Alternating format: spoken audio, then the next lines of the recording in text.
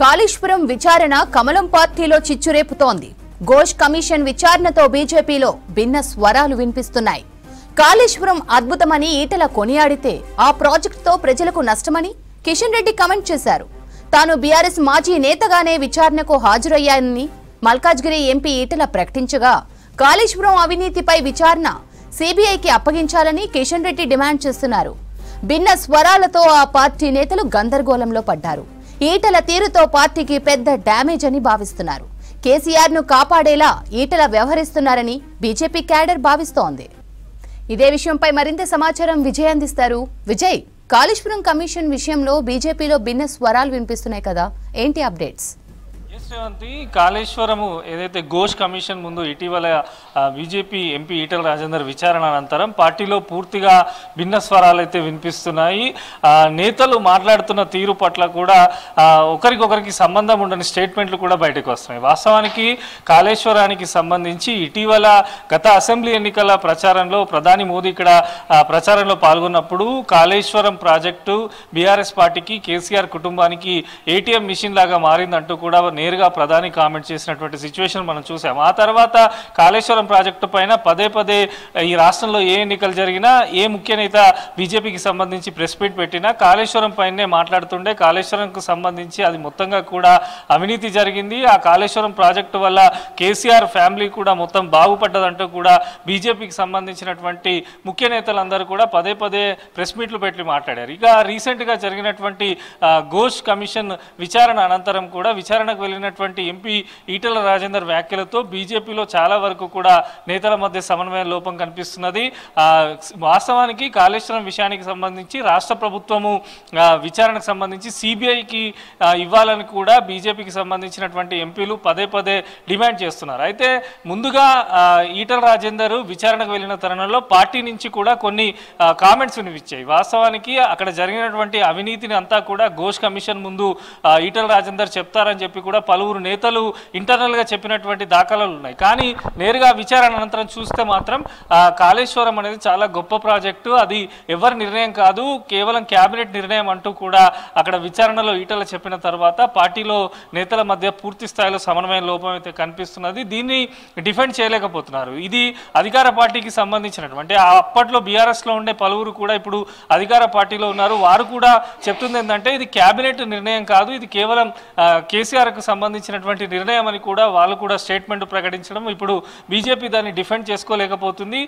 వాస్తవానికి కాళేశ్వర విషయంలో పదే పదే పూర్తిగా కూడా అంటే పార్టీకి సంబంధించినటువంటి వైఖరి, సెంట్రల్ పార్టీకి సంబంధించినటువంటి ముఖ్య నేతలు కూడా అమిత్ షా కానీ, మోదీ కానీ, జేపీ నడ్డా కానీ ఇట్లాంటి పలువురు నేతలందరూ కూడా కాళేశ్వరము పూర్తిగా కూడా అవినీతిమయము, కేసీఆర్కు ఒక ఏటీఎం లాగా మారిందంటూ కూడా పదే పదే చెప్పినప్పటికీ ఇప్పుడు నేరుగా పార్టీకి సంబంధించినటువంటి ఎంపీ ఈ రకంగా కాళేశ్వరం చాలా అద్భుతంగా ఉంది, దీని ద్వారా ఎంతో ఎకరాలకు నీళ్లు అందుతున్నాయి, ఈ ప్రాజెక్టు చాలా గొప్పదంటూ కూడా ఆయన స్టేట్మెంట్లు ఇవ్వడం, ఇటీవల ఒక మీడియా ఇంటర్వ్యూలో కూడా ఆ రకమైనటువంటి స్టేట్మెంట్ ఇవ్వడంతో పార్టీలో పూర్తి స్థాయిలో ఒక గందరగోళ సిచ్యువేషన్ అయితే కొనసాగుతున్నది. రీసెంట్గా ఆ ప్రెస్ మీట్ తర్వాత అంటే ఈటల రాజేందర్ స్టేట్మెంట్ తర్వాత రీసెంట్గా కేంద్ర మంత్రి కిషన్ రెడ్డి ప్రెస్ మీట్ పెట్టారు. ప్రెస్ మీట్లో మీడియాకు సంబంధించినటువంటి రిపోర్టర్లు అడిగినటువంటి ప్రశ్నలకు కూడా ఆయన చెప్పింది ఏంటంటే కాళేశ్వరానికి సంబంధించి ఆయన అప్పట్లో బీఆర్ఎస్ మంత్రిగా ఉన్న విషయాన్ని బయట పెట్టారన్నారు. అది అంటూనే మళ్ళీ సిబిఐ డిమాండ్ ఇవ్వాలని కూడా, సిబిఐకి ఇవ్వాలని కూడా ఆయన డిమాండ్ చేయడము,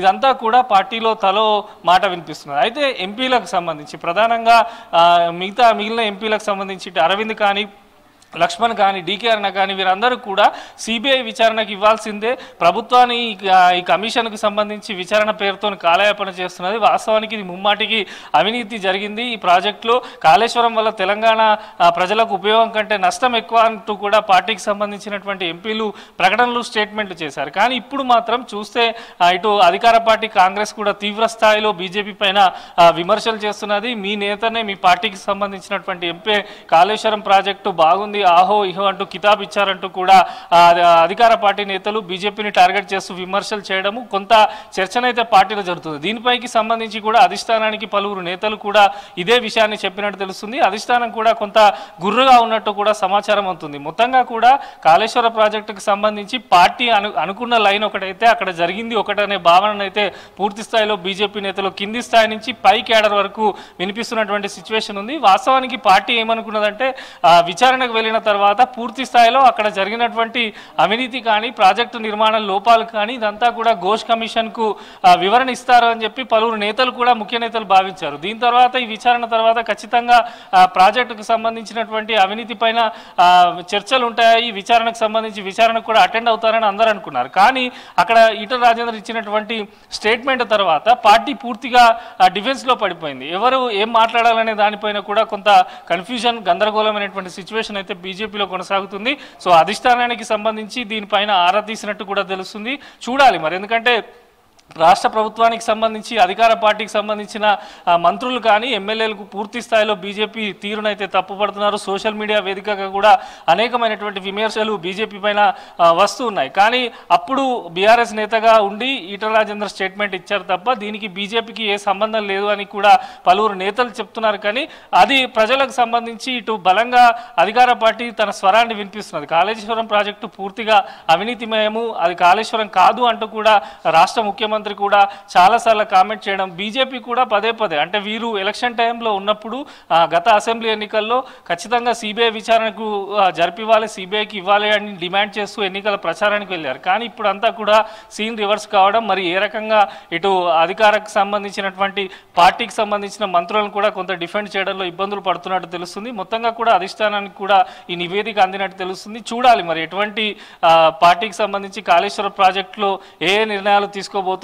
ఎందుకంటే పార్టీకి పూర్తి స్థాయిలో డ్యామేజ్ జరిగిందనేటువంటి చర్చ కూడా బీజేపీ వర్గాల్లో వెలువెత్తుతున్నాయి. కింది స్థాయిలో నేతలందరూ కూడా ఇదే అంశాన్ని చర్చించుకుంటున్నారు. ఓవరాల్ గా కాళేశ్వర ప్రాజెక్టు విషయంలో బీజేపీ స్టాండ్ ఒకటైతే అక్కడ ఎంపీ ఈటల రాజేందర్ భిన్న వైఖరి అవలంబించారనేదే ప్రధానంగా బీజేపీలోనైతే చర్చ జరుగుతున్నది. శ్రవంతి.